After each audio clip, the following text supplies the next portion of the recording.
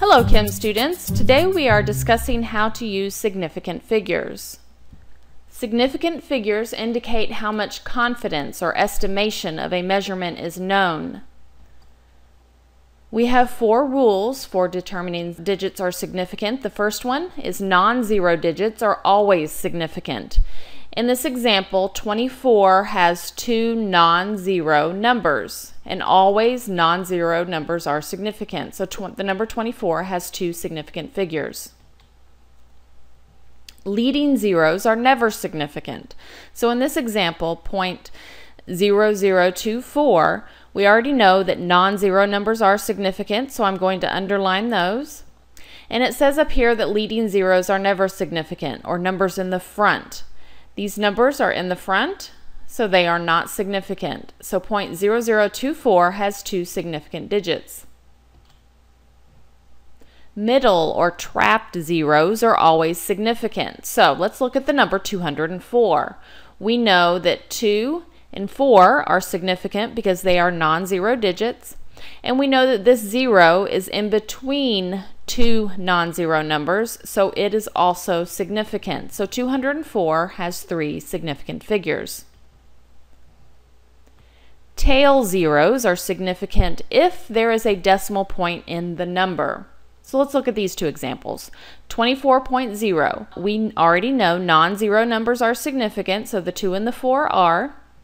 And it says up here, tail zeros are significant if there's a decimal point. Well, there's a decimal point right here in this number, so we know that this 0 at the end or at the tail of the number is significant. So 24.0 has 3 significant figures.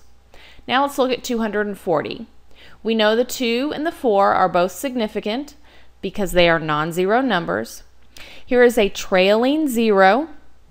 And we know trailing zeros are only significant if there is a decimal in the number. There is no decimal showing in this number, so this 0 is not significant. So 240 has 2 significant figures.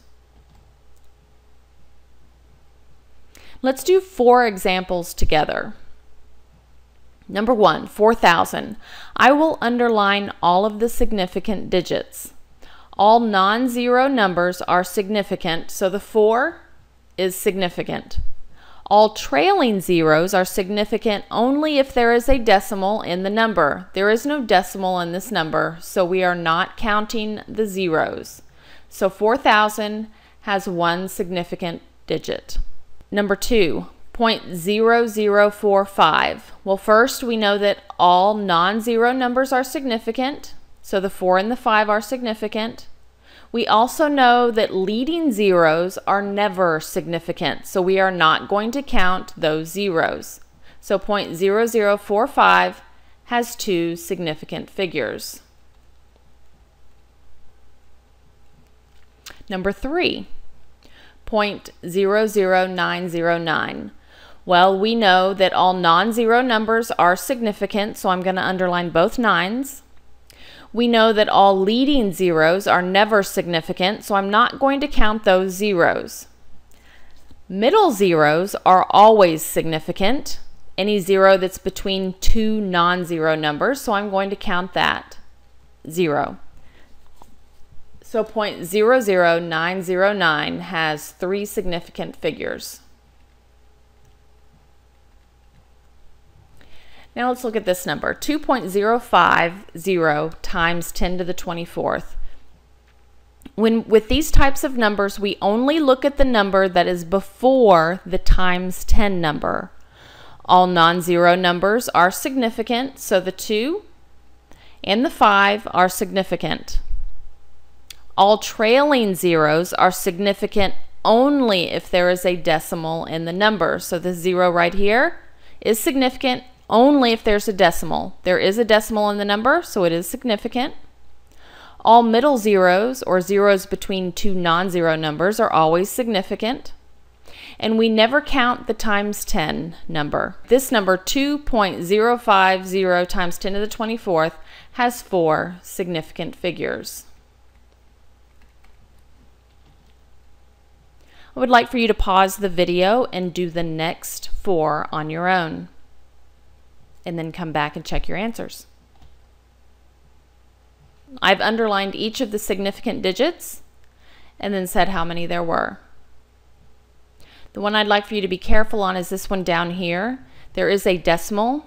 Even though there's not a 0 after it, there is a decimal, which means these trailing zeros right here are significant. Now let's practice rounding numbers to a specific number of significant figures. We need to round 123,499 to 3 significant digits. The first thing we do is underline the first 3 digits, 3 significant digits. So the 1, 2, and the 3.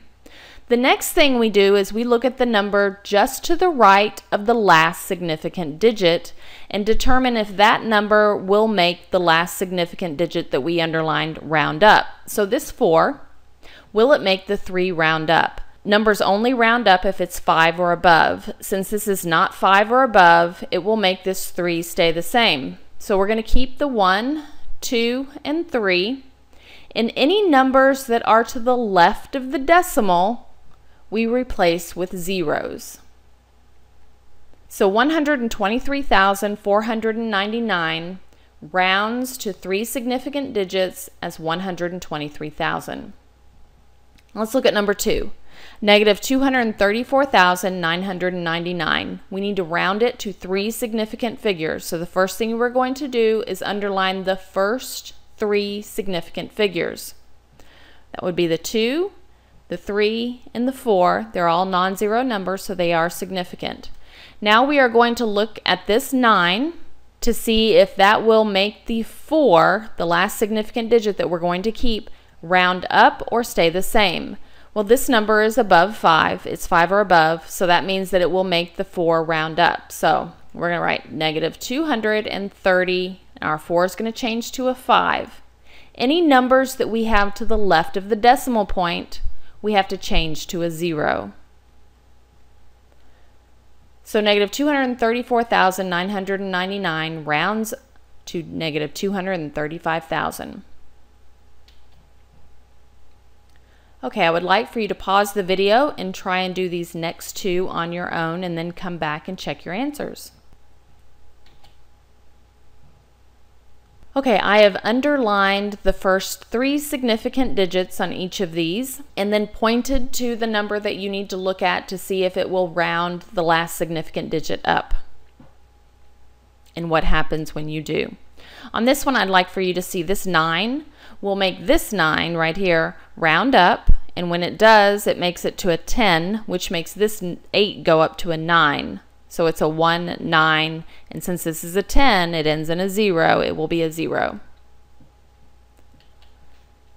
In multiplication and division, the answers can have no more significant figures than are in the measurement with the fewest number of significant figures. Exact numbers, such as counting numbers and conversion factors, are not included when counting significant figures. So let's do some examples here. When we divide this, numbers 0.006760 divided by 32, we get 0.0002112 on the calculator.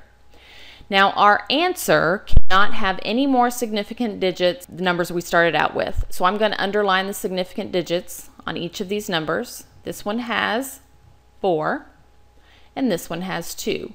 So our answer can have no more than 2 significant digits. So I'm going to start underlining the first 2, which is right there. I look at that 1 just to the right of my furthest significant digits to find out if that 1 will make this one go up, and it doesn't. So I'm just going to mark this out, and that would be my new number, rounded to 2 significant digits. 0.00021. Let's go to the next one. This has 4 significant digits, and this number has 3 significant digits, which means our answer can only have 3 significant digits.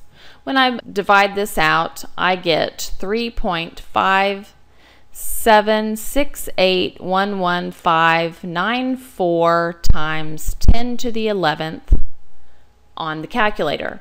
Now I can see that my answer can only have 3 significant digits, so I'm going to come over here and I'm going to underline the first 3 significant digits, which is 3.57. And I'm going to look at the next number, which is 8, to see if that will make my 7 go up. This is 5 or more, so it will make my 7 go up. So this number is going to change to 3.58, and I get rid of all of those. It is to the right of the decimal point, so I don't have to worry about adding any more zeros. I do not want to do that because that would make them significant because there's a decimal in the number. I cannot forget my times 10 number, so I'm going to write that over here. All right, number 3. We have 4 significant digits in this number, and we have 3 significant digits in this number, which means our answer can only have 3 significant digits. You go ahead and pause the video and do these other 2 problems and come back and check your answer. Okay, check your answers. Thanks for watching.